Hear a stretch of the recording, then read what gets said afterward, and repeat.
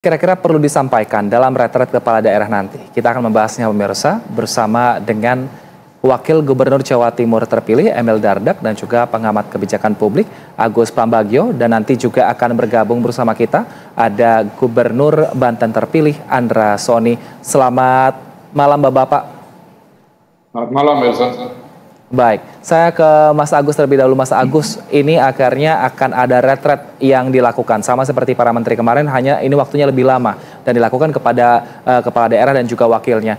Kira-kira apa yang paling penting disampaikan oleh pemerintah pusat kepada pemerintah daerah nanti? Ya, tentu koordinasi dan kerjasama ya, karena kan yang kemarin-kemarin itu biasanya bupati tidak nurut pada gubernur karena sama-sama dipilih oleh rakyat, gitu ya. Tapi saya tertarik dengan judul kita malam ini, yaitu cek kesehatan. Menurut saya buat apa ya? Kan waktu mencalonkan sudah dicek dan sudah sehat. Yang perlu justru cek kejiwaan, karena itu perlu sekali. Ketika nanti dia menjabat, kita publik bisa tahu, oh ini kepala daerah ini agak sakit-sakit begini, begitu. Jadi tes kejiwaan itu yang menjadinya harus utama dilakukan ketika mereka sudah sebelum melakukan retret itu, supaya masyarakat atau publiknya paham bahwa kepala daerah mereka agak sedikit kiri-kiri atau kanan-kanan gitu. Baik, saya kalau gitu nanya juga ke Mas Emil. Mas Emil, apakah sudah bergabung bersama kami, Mas Emil? Baik, sepertinya Mas Emil masih memperbaiki sambungan Zoom lagi kembali bersama kami.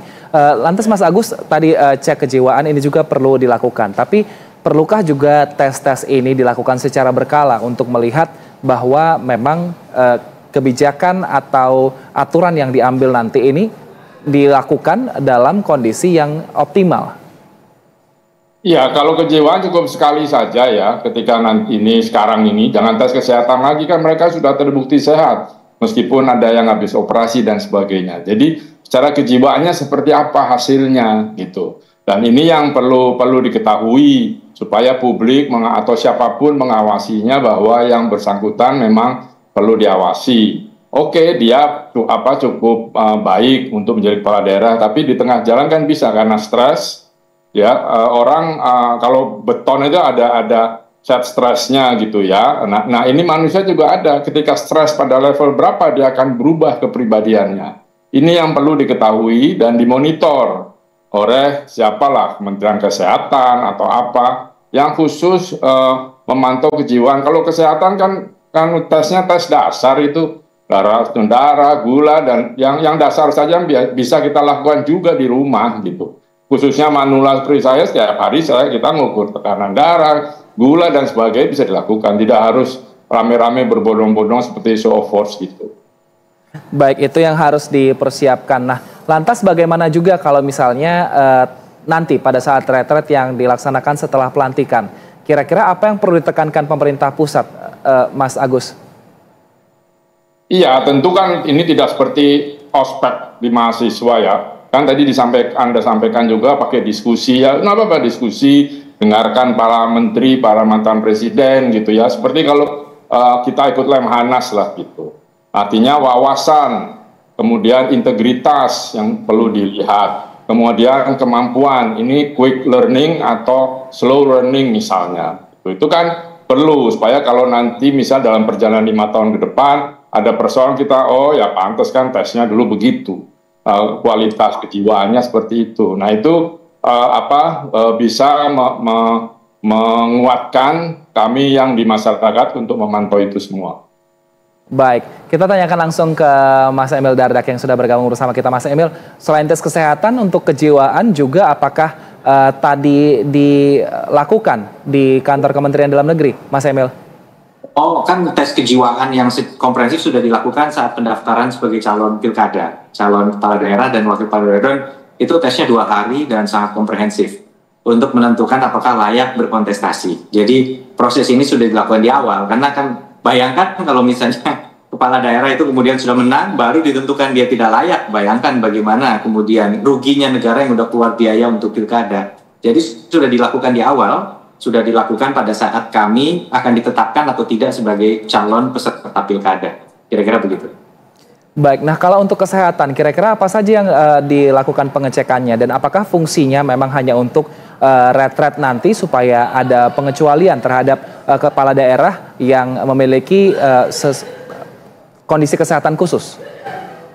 Ya, ini kan tentunya syarat kesehatan untuk bekerja dengan baik sebagai kepala daerah ini kan ada standarnya yang sudah ditentukan saat menjadi calon. Nah, mungkin retret ini tujuannya mengupdate dan juga melihat kondisi per hari ini karena dalam kaitan dengan kegiatan yang spesifik. Tadi Pak Agus Pambagio juga menyampaikan gitu ya bahwa memang ini sebenarnya pembekalan gitu oleh menteri-menteri. Tetapi kenapa kemudian dikemas demikian oleh pemerintah pusat? Kami melihat sisi positifnya mungkin untuk membangun korsa, untuk juga membangun sebuah kebugaran dalam konteks hal ini dan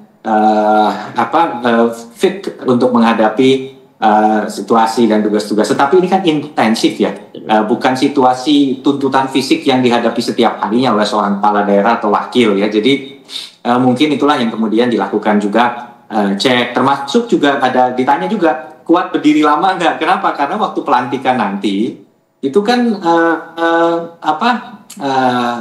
banyak yang dilantik kali ini serentak gitu. Ada mungkin bisa sampai 1.000 hampir ya kalau antara kepala dan wakilnya, juga kemudian gubernur dan wakil gubernur, bupati dan wakil bupati, wali kota wakil wali kota. Jadi ada juga dilihat gitu dia kuat nggak berdiri lama. Jadi ada yang untuk pelantikannya karena itu upacara yang cukup intensif ya, durasi berdirinya cukup lama. Tapi ada juga yang berkaitan dengan retret gitu.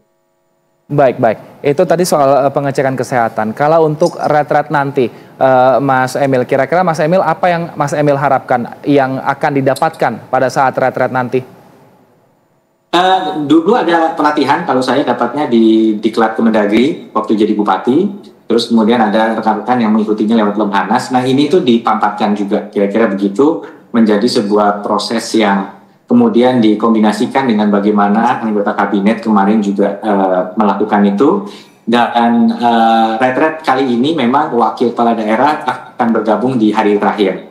Karena konsepnya ini adalah menginap di lokasi, di tenda misalnya, maka kapasitasnya tentu dia cukup untuk menampung semua dan ada manfaatnya juga ternyata. Karena saya tadi misalnya koordinasi, ada penyampaian laporan keuangan pemerintah daerah dengan BPK yang tanggalnya ini di dalam proses ini bersamaan dengan proses retret. Nah ini kan fungsi dari wakil bisa berperan juga untuk mengisi di saat itu gitu kira-kira. Baik Mas Agus, kalau misalnya kita melihat ternyata memang semua kepala daerah yang terpilih ini dikumpulkan atau pada saat itu sudah dilantik seperti itu. Nah kira-kira kalau misalnya kita melihat kan geografi kita ini berbeda-beda. Setiap daerah memiliki tentunya cara kepemimpinan yang berbeda. Lantas apa yang baiknya nanti disampaikan? Karena ini kan kembali lagi melihat masyarakatnya, kulturnya seperti apa. Artinya akan sangat spesifik untuk memimpin daerahnya masing-masing, Mas Agus. Ya, kembali lagi kepala daerah itu kan kayak kalau di militer itu Pangdam gitu ya, teritorial dia harus paham.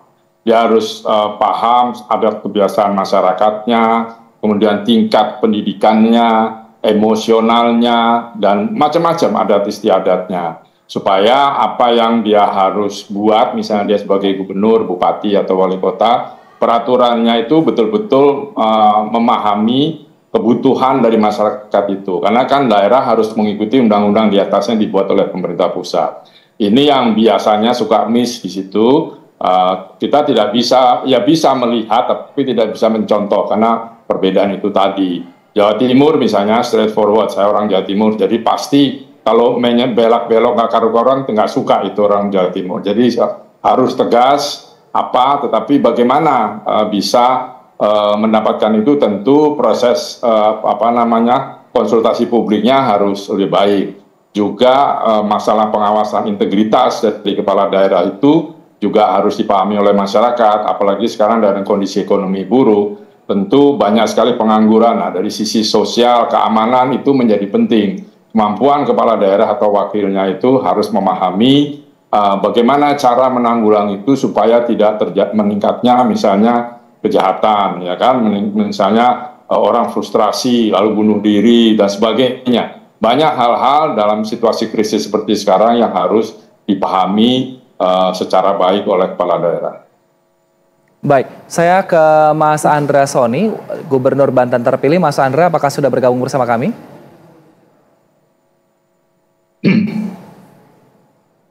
Baik, Mas Andra.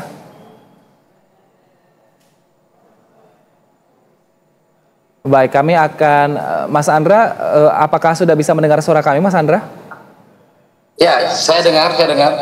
Oke, Mohon maaf, siap. saya sedang di kendaraan. Oh, baik. Mas Andra, kira-kira nanti ketika tentu Mas Andra punya gaya kepemimpinan sendiri nanti ketika memimpin Banten selama 5 tahun ke depan. Kira-kira apa yang Anda butuhkan pada saat pelatihan supaya ketika Anda memimpin Banten selama 5 tahun mendatang ini lebih maksimal hasilnya?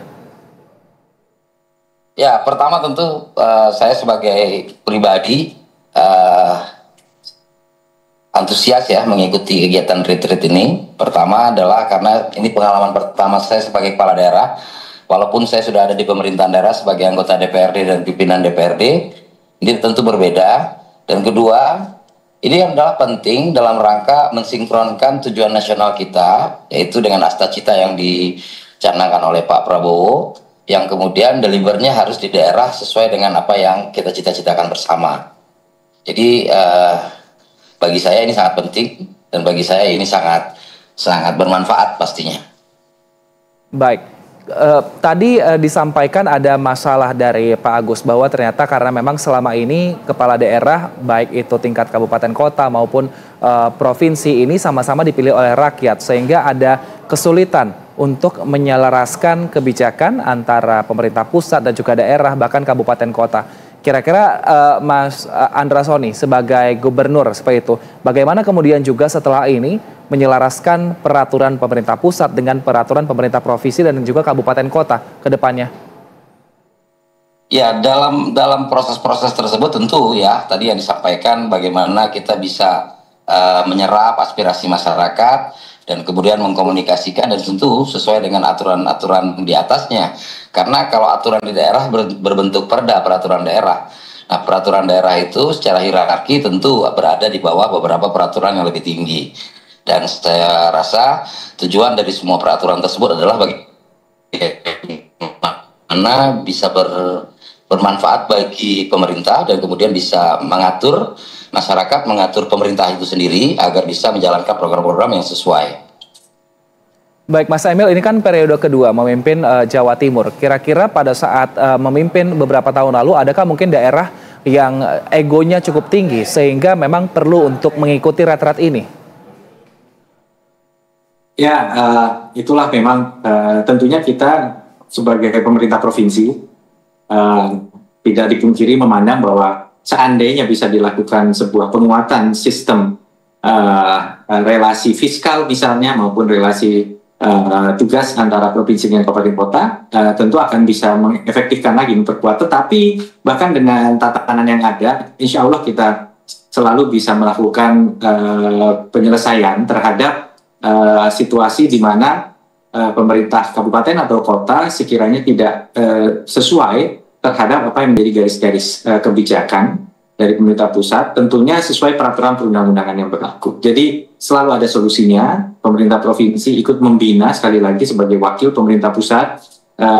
Memang betul draft APBD bisa direview oleh pemerintah provinsi, tapi juga harus ingat kita harus hormati otonomi daerah di tingkat kabupaten kota. Bukan kita kemudian bisa menentukan enggak, saya nggak senang yang ini, saya senang yang ini, nggak begitu juga caranya. Tetapi kita melihat secara utuh misalnya apakah antara kesesuaian antara kondisi infrastruktur dengan alokasi anggaran infrastrukturnya itu sesuai atau tidak. Apakah kemudian terhadap RPJMD-nya konsisten atau tidak, rambu-rambunya hanya itu. Tapi tidak bisa, selera gubernur sama wagub, menurut gubernur wagub ini lebih prioritas. Enggak seperti itu. Disitulah komunikasi kemudian juga berjalan. Bahwa ada daerah tertentu yang kepribadian kepala daerahnya membutuhkan komunikasi yang berbeda dengan kepala daerah yang lain, itu merupakan salah satu dinamika dari menjadi gubernur, kira-kira begitu. Dan saya melihat Bu Khofifa sebagai figur yang sangat berkarisma, yang sangat dihormati oleh segenap bupati dan wali kota serta wakilnya di Jawa Timur.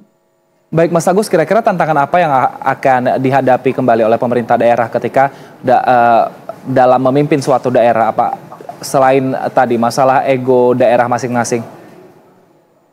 Iya, sekarang dalam situasi ekonomi pertumbuhannya di bawah 5%, kan kawan saya almarhum Faisal Basri mengatakan kalau pertumbuhan di bawah 5% itu tidak perlu ada Menteri Keuangan. Artinya apa? Akan ada krisis cukup banyak ke depan. Dan yang harus yang saya misalnya saya setuju peningkatan gizi pangan, tetapi kan lebih setuju kalau ada lapangan pekerjaan.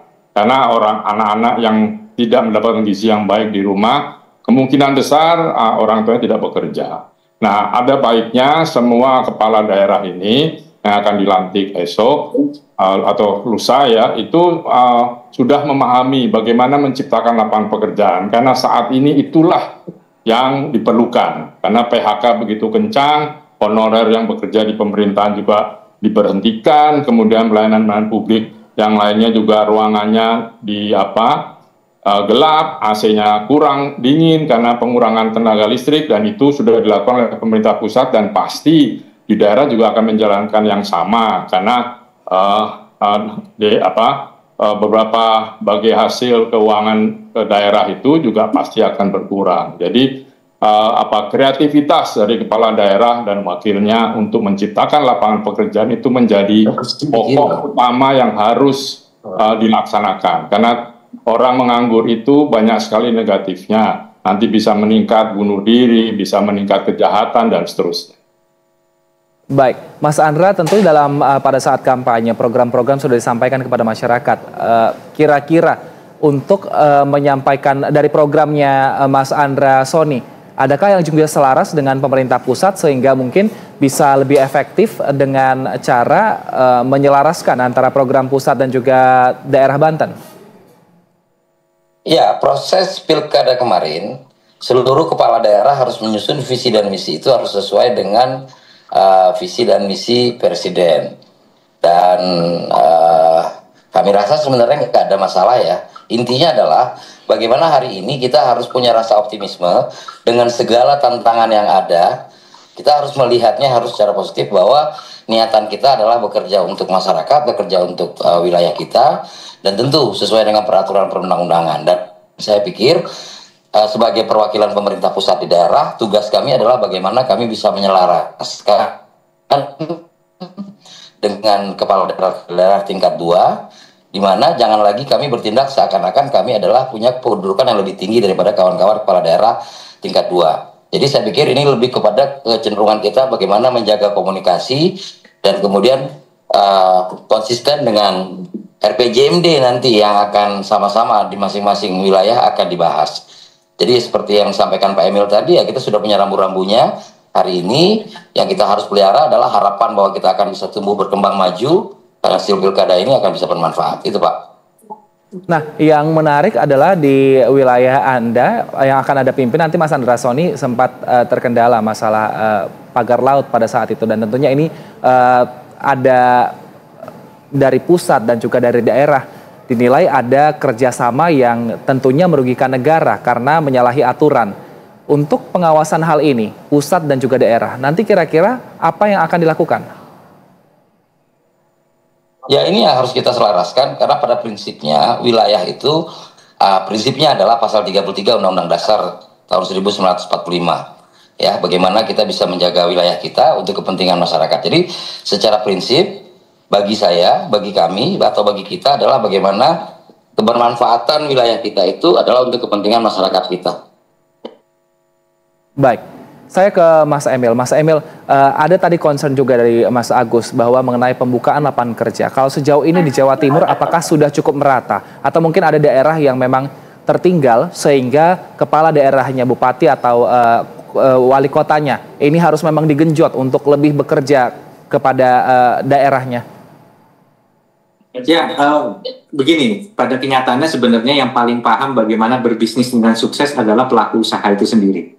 Tapi ada, kalau saya sebut levelnya, satu minimal, pemerintah jangan bikin susah hidup pengusaha. Itu kan satu. Izin jangan dipersulit. Ya, seperti Pak Gubernur Banten terpilih waktu kampanye, saya perhatikan juga menjanjikan iklim usaha yang baik dan yang saya yakin juga bisa wujudkan karena pengalamannya. Yang kedua juga kemudian infrastruktur memang. Artinya bagaimana infrastruktur itu lancar kan gitu. Itu paling sederhana rumusnya pemerintah, karena bagaimana berbisnis dengan sukses itu pelaku usaha yang lebih paham. Namun tentunya kita juga bisa memberikan daya dukung tadi. Jadi perizinan yang mudah, baru saja saya bicara mengenai ormas-ormas katanya ada. Saya bilang itu oknum itu. Ya, tetapi kalau misalnya kita mendiamkan saja pelaku usaha yang nggak salah, merasa diteror oleh oknum, ya itu namanya kita juga tidak melakukan usaha untuk menjaga terciptanya lapangan kerja. Setiap penentuan upah minimum, itu pemerintah itu juga harus memikirkan dua sisi. Pikirkan serikat pekerja, pikirkan kesejahteraan pekerja, pikirkan juga pelaku usaha. Jadi tidak boleh hanya satu sisi melihatnya. Alhamdulillah, Bu Khofifah menjalin komunikasi yang sangat baik. Para serikat pekerja percaya bahwa Bu Khofifah selalu memperjuangkan kepentingan mereka. Tapi pada saat Bu Khofifah minta serikat pekerja ini juga memahami realita pelaku usaha, komunikasi yang baik ini yang bisa kemudian menyelesaikan masalah. Kita sering menerima aspirasi. Nah, bagaimana pemerintah? Jadi itu langkah yang paling basic lah. Dan kadang yang basic ini jangan disangka gampang. Tidak gampang melakukannya. Ini butuh effort. Ya, sekarang salah satu yang masih menjadi bom waktu adalah misalnya aturan mengenai overdimension dan overload. Ya, nah pelakunya ini supir truk misalnya. Ini kemudian komplain. Loh, kalau saya tertib, kemudian kompetitor saya tidak tertib, tapi tidak pernah ditindak. Akhirnya kemudian pemilik muatan nggak akan mau lagi pakai truk saya. Jadi dia minta pemilik muatan ininya yang juga harus bertanggung jawab kalau menggunakan jasa truk dan memaksa overloading misalnya. Jadi itulah yang kemudian terus menjadi hal-hal dasar. Nah, tapi selain itu kalau kita pengen peran aktif pada UMKM misalnya, kita berikan mereka akses kepada pembiayaan yang lebih terjangkau. Kalau mereka jualan di pasar, pasarnya kita perbaiki. Jadi saya pikir betul kata Pak Agus Pambagio, memang pemerintah punya peran dalam menjaga terciptanya lapangan kerja, ada melalui stimulus fiskal, ada juga melalui tadi memastikan perizinan lancar, jangan dipersulit, infrastruktur baik, dan ada Kamtipmas, kira-kira begitu. Baik, saya terakhir ke Mas Agus. Mas Agus, kalau misalnya kita lihat retret ini kan karena diadakan oleh pemerintah pusat, jadi sepertinya dari atas ke bawah seperti itu. Tapi kalau dari kita berbincang di sini, masukan-masukan dari pemerintah daerah ini adalah juga ke pemerintah pusat. Bisakah ini juga akan diselipkan di agenda retret nanti supaya tadi ternyata pemerintah pusat juga harus berbenah, tidak hanya pemerintah daerah yang perlu diperhatikan? Oh ya, wajib dan harus, namanya sharing.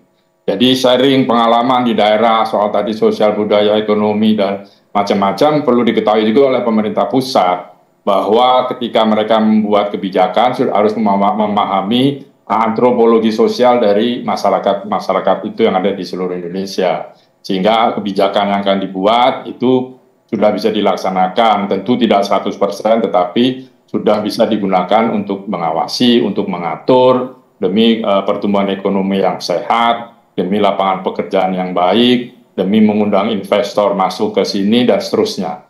Karena faktor itu terpenting buat kesejahteraan masyarakat di seluruh Indonesia, di setiap daerah yang tentu juga tidak bisa disamakan adat istiadat dan seterusnya seperti kita diskusikan tadi. Itu sih. Baik, kita harapkan semoga nanti pelantikan yang dilakukan tanggal 20 Februari nanti dan juga retret ini bisa berjalan dengan lancar sehingga tadi waktu dan juga tenaga dan juga anggaran yang sudah dikeluarkan ini bisa hasilnya maksimal dapat digunakan oleh kepala-kepala daerah ini, ilmu-ilmu yang didapat dari retret nanti. Terima kasih atas waktu dan juga informasinya Gubernur Banten terpilih Andra Soni, Wakil Gubernur Jawa Timur terpilih Emil Dardak, dan juga pengamat kebijakan publik Agus Pambagio telah bergabung bersama kami di Berita Satu Utama. Sehat selalu Bapak-Bapak. Terima kasih Mas Emil. Pak Gubernur. Terima kasih Mas Emil.